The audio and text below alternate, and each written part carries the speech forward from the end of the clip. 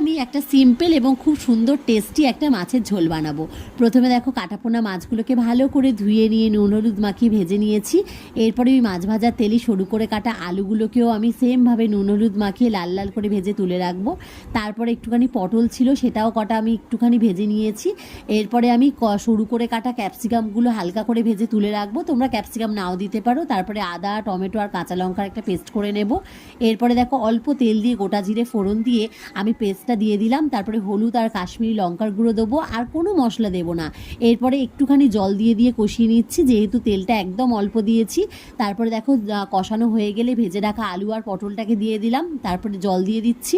এরপরে ভেজে রাখা ক্যাপসিকামটাকেও দিয়ে দিলাম, দিয়ে একটুখানি নুন চিনি দিয়ে আমি 10 মিনিট মতো ফুটিয়ে নিলাম। তারপরে দেখো আমি মাছটাকে দিয়ে দিচ্ছি, মাছটা দিয়েও 2 মিনিট মতো ফুটিয়ে নেবো।